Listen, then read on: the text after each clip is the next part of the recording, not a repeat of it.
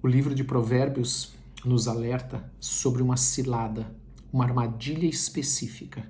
Bom dia a todos. Hoje é dia 16 de dezembro, segunda-feira, e pela graça do Senhor, pela sua bondade, nós estamos aqui mais uma vez.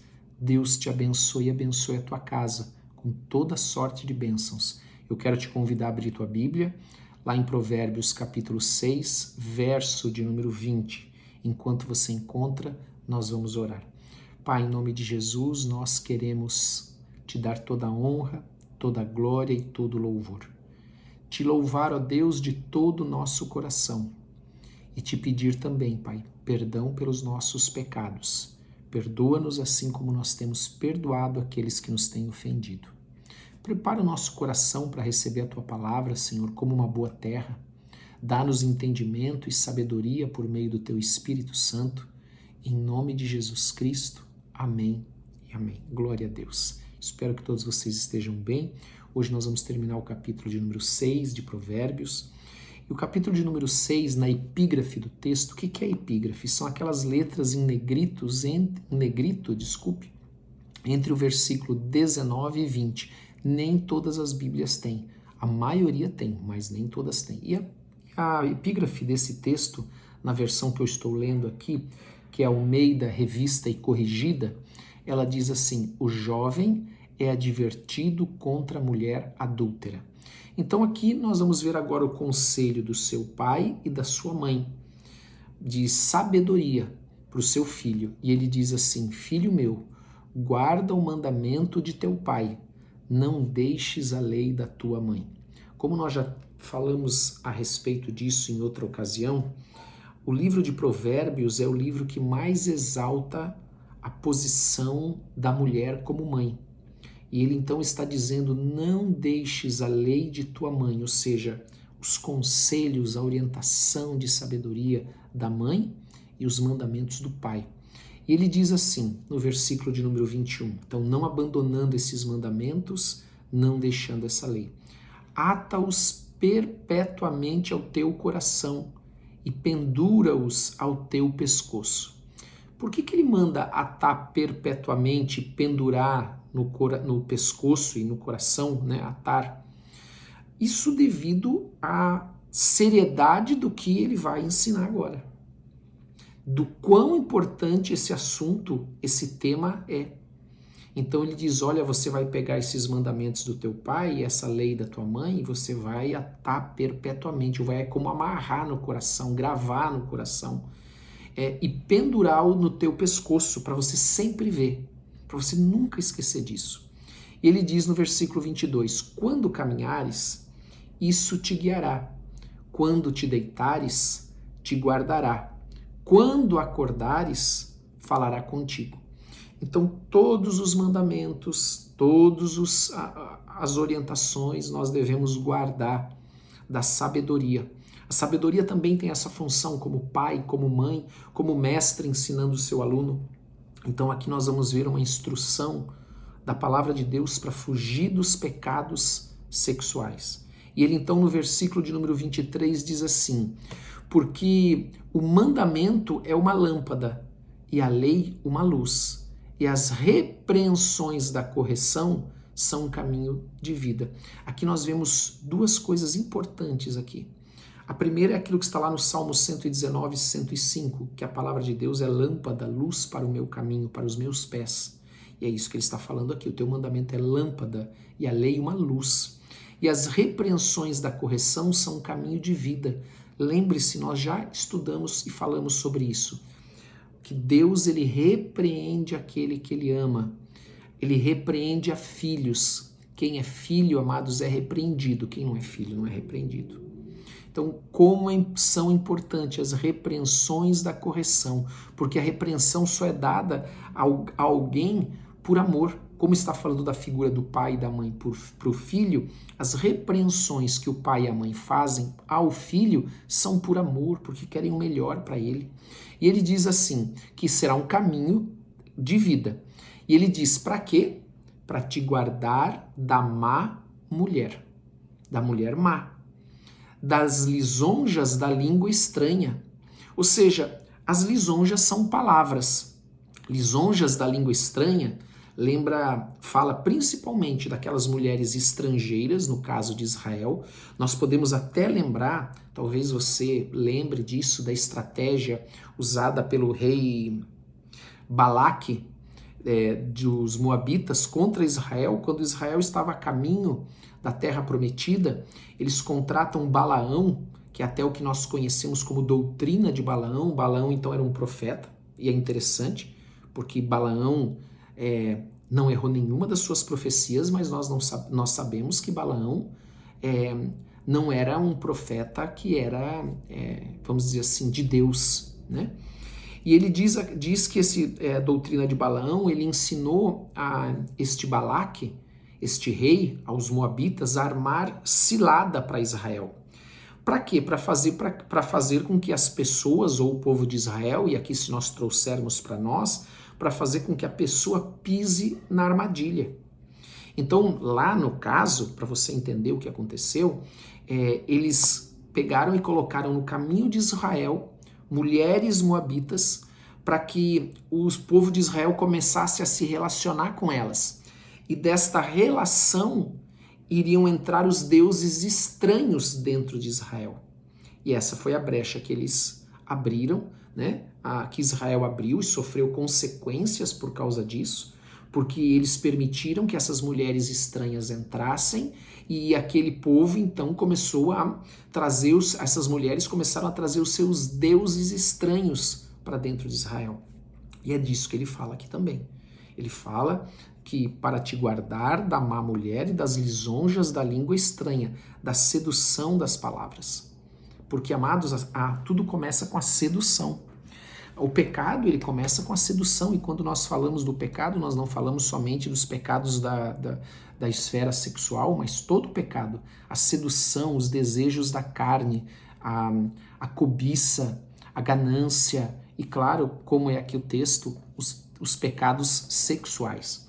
E ele diz ainda no versículo 25, não cobices no teu coração a sua formosura. Então veja, ele não está negando a beleza, nem te prenda com os seus olhos. Então ele fala aqui, amados, dessa armadilha bem montada, para que ele fique preso nessa armadilha. E veja, toda a função da armadilha, naturalmente, é levar a sua presa ao que no final? A morte ou a escravidão. Não é assim? Veja, toda armadilha tem um objetivo. Ou prender, se nós pensarmos num pássaro, né? Uma armadilha tem duas funções.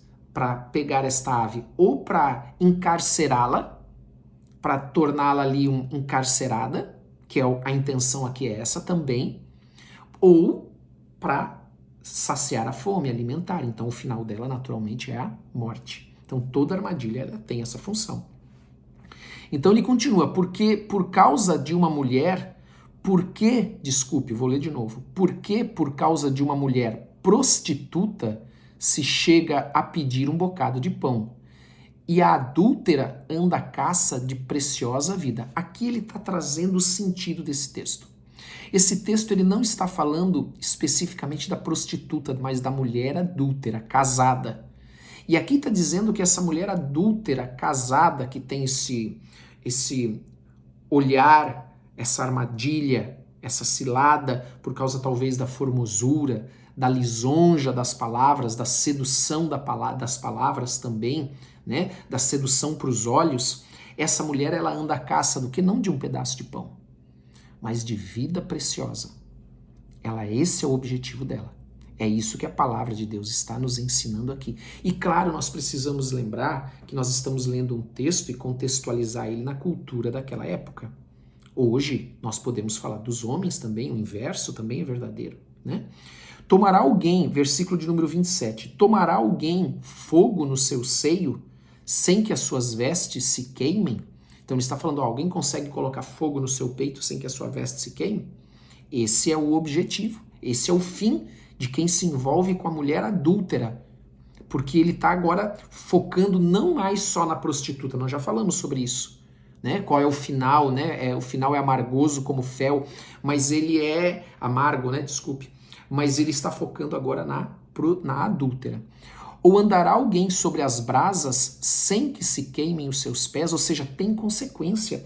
O que ele está dizendo aqui, amados, é que é impossível você andar no fogo e você não se queimar.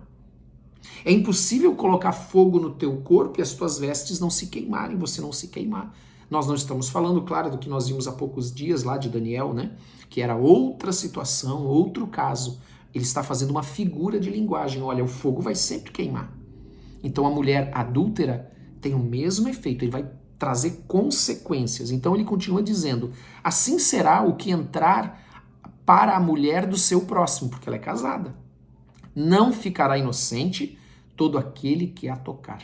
Então não há inocência. A pessoa vai ficar marcada por causa disso. E ele diz, não se injuria o ladrão quando furta para saciar a sua alma, tendo fome. Ou seja, se tem uma certa... se releva quando está passando fome. Mas olha, mas encontrado, o que a lei diz quando é encontrado? Vai pagar 7 vezes mais. Dará toda a fazenda de sua casa. Então o que ele está dizendo aqui? Que o furto, quando o ladrão ele é pego, ele vai ter que restituir. Ele pode restituir, ele tem condições de restituir o que ele roubou. Agora, olha o que ele fala com relação ao adultério. O que adultera com uma mulher é falta de entendimento, ou seja, de sabedoria. Que não é o livro de Provérbios, não é um livro de sabedoria. Destrói a sua alma o que tal faz. Por que ele destrói a sua alma? Amados, porque ele usa o seguinte exemplo aqui, e é importante nós entendermos, que o ladrão, ele pode restituir o que ele roubou e vai ficar tudo certo. Porque ele restituiu. Mas o adúltero, amados, ele já não tem como restituir o que ele fez. Ele não tem como restituir o que ele fez. É isso que ele está falando. Se o ladrão for pego, ele vai pagar uma compensação pesada. 7 vezes mais, vai ter que talvez ali, né, vai ter que dar toda a fazenda de sua casa. Mas o adúltero, ele paga com a sua própria vida. Lembra da armadilha? E que naturalmente o final de uma armadilha é a morte? Achará castigo, versículo 23, e vilipêndio. Vilipêndio é vergonha, né? E o seu opróbrio nunca se apagará, vai ficar marcado. Ainda que talvez esse marido, não sei, aceite uma compensação, ele vai ficar marcado. Isso se o marido não for fazer justiça, né? E de maneira nenhuma perdoará no dia da vingança, ou seja, ele vai fazer justiça. Em algum momento ele vai fazer. Nenhum resgate aceitará, nem consentirá, ainda que multipliques os presentes. Então esse é o texto de hoje sobre a mulher adúltera, o homem que se envolve com uma mulher casada, né? Vice-versa. Vamos contextualizar isso nos dias de hoje, né? Para os dias de hoje, para a cultura de hoje, que na época era outra cultura, por isso que é escrita dessa maneira. Amém? Vamos orar? Quero convidar você a orar. Pai, em nome de Jesus, nós queremos te agradecer por esse dia. Nós te damos toda a honra e toda a glória, todo o louvor. Abençoa cada um que está aqui, Senhor, cada família aqui representada. Nós estamos chegando na segunda, já começando a segunda quinzena de dezembro. Que o Senhor possa nos abençoar com paz, com saúde, com proteção, com prosperidade. Que o Senhor possa trazer, ó Deus, em nome de Jesus, alegria sobre cada casa, cada família, em nome de Jesus. Em nome de Jesus, Pai, nós pedimos que o Senhor abençoe as famílias com prosperidade. Abençoa o trabalho das suas mãos, abençoa onde eles colocarem os seus pés, que seja um lugar abençoado, um lugar cheio de paz, de alegria, em nome de Jesus. Senhor, derrama das tuas bênçãos sobre todos nós, em nome de Jesus. Amém. Glória a Deus. Amém. Quero lembrar você, por gentileza, de dar like. Veja se você ainda é inscrito. Não esqueça de compartilhar com quem você ama. Essa palavra ela pode edificar também outras pessoas. Amém? E também eu quero convidar você a colocar nos comentários o teu pedido de oração. Você sabe que nós oramos por todos, em nome de Jesus. Hoje, ou daqui a pouquinho, melhor dizendo, às 7 horas, nós já temos o devocional com a pastora Ana. E hoje à noite, às 21h30, nós teremos a oração da noite ao vivo. Que Deus te abençoe. Um grande abraço, em nome de Jesus.